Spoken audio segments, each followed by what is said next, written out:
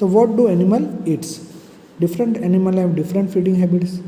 सभी एनिमल्स अलग अलग प्रकार से भोजन लेते हैं based on their feeding habits. वो जिस क्षेत्र में रहते हैं, जिस एरिया में रहते हैं, वहाँ पर जो फूड अवेलेबल होता है उसी प्रकार से उनकी आदत, उसके हैबिट होती है, उनका भोजन उसी आधार पर निर्धारित होता है।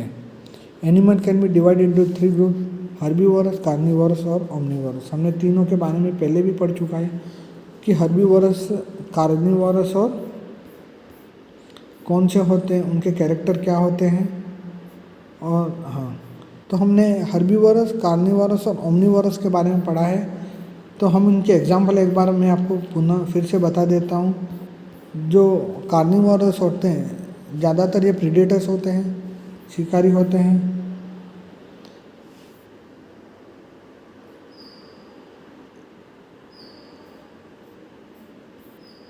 तो इनके एग्जाम्पल है कार्निवोरस एनिमल और carnivorous eat flesh of the other animal, lion, tiger, jackal, vulture, owl, eagle, snake, spider. These all are carnivorous. What are the special character of the carnivorous? Carnivorous like lion, tiger have sharp pointed teeth. उनके काफ़ी कैनाइव्स होते हैं, जो दांत होते हैं आगे के, वो दोनों काफ़ी तीखे होते हैं क्योंकि उनको मीट को फाड़ना होता है, इसलिए उनके कैनाइव्स काफ़ी पॉइंटेड होते हैं। शार्प क्लोज होते हैं, उनके पंजे काफ़ी शार्प होते हैं। पावर जो उनके जबड़ों में काफ़ी ताकत होती है, जिससे वो आसानी से टीयर द फ्लैश यानी मीट को आसानी से, चमड़े को काट सकें। कार्निवोर बर्ड्स भी होते हैं, जैसे eagle have curved pointed beak to allow tear flesh. जो कार्निवोरस बर्ड्स होते हैं, जैसे यहाँ पर वल्चर का आप डायग्राम देख रहे हो, तो उसकी जो पीक है, उसकी जो चोंच है वो काफ़ी तीखी होती है ताकि वो मीट को आसानी से काट सके। अब इसी प्रकार carnivorous like chameleon and the frog have long sticky tongue. तो कुछ कैमेलियन आपने छिपकलियाँ देखी होंगी और फ्रॉग, मेढक देखे होंगे, जिनकी ज़ुबान काफ़ी लंबी होती है, जो इंसेक्ट्स वगैरह को पकड़ने में उनको हेल्प करती है। Carnivorous fish like shark has several small and sharp teeth that they help them bite off chunks of flesh. Next is omnivorous. तो जो प्लांट्स और एनिमल दोनों पे डिपेंडेंट होते हैं बहुत था, तो दोनों से फूड ऑब्टेन कर सकते हैं, ले सकते हैं, प्राप्त कर सकते हैं। ये सारे ओमनिवोरस होते हैं। Bear, raccoon, crow and human beings. हम भी ह्यूमन बींग्स से ओमनिवोरस होते हैं क्योंकि हम बियर भी, आप बियर का जो फोटो देख रहे हो इसके अंदर आप देख रहे हो ये बियर भी होता है, वो ओमनिवोरस, क्योंकि ये शहद भी खाता है, आपने देखा होगा, और ये प्लांट्स भी खाता है और मीट भी खाता है।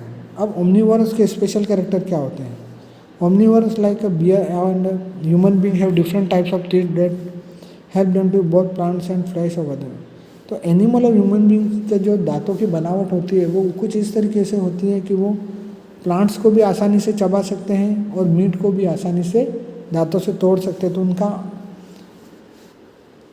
अलग अलग टाइप के टीथ का फॉर्मेशन उनके माउथ में होता है, जिसके कारण वो आसानी से प्लांट्स और एनिमल प्रोडक्ट दोनों खा सकते हैं। कुछ ओमनिवोरस बर्ड्स होते हैं, जैसे क्रो होते हैं, वो प्लांट प्रोडक्ट भी खाते हैं, और आपने कौवों को अक्सर देखा होगा कि वो मीट भी आसानी से खा लेते हैं। अब नेक्स्ट आते हैं दो, स्कैवेंजर्स एंड डीकम्पोजर्स। स्कैवेंजर्स और डीकम्पोजर। स्कैवेंजर्स होते हैं, वो आपने देखा होगा कि जितने भी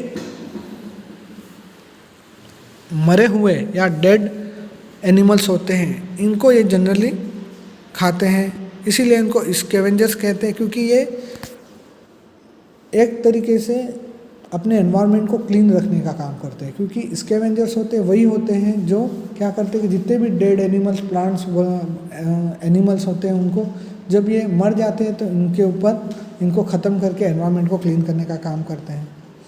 instead of hunting living, some bird and animal eat flesh of the other one that are already dead. Vulture is one such bird. तो आपने वल्चर का जो फोटो देखा था, ये रहा वल्चर।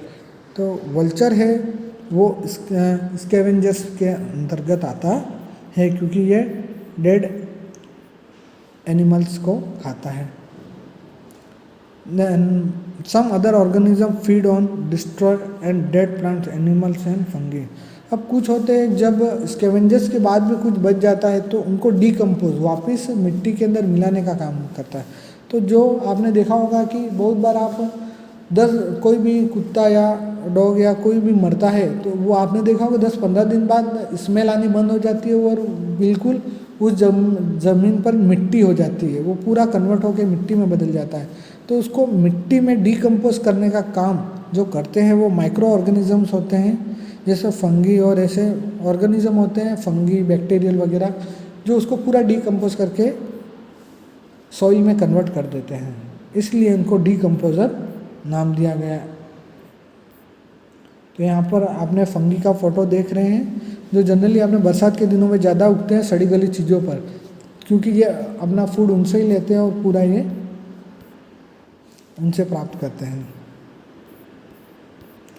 तो यहाँ पर आपका ये चैप्टर ख़त्म होता है और इससे लेसन से संबंधित MCQ आपको जल्दी मिल जाएंगे। Thank you.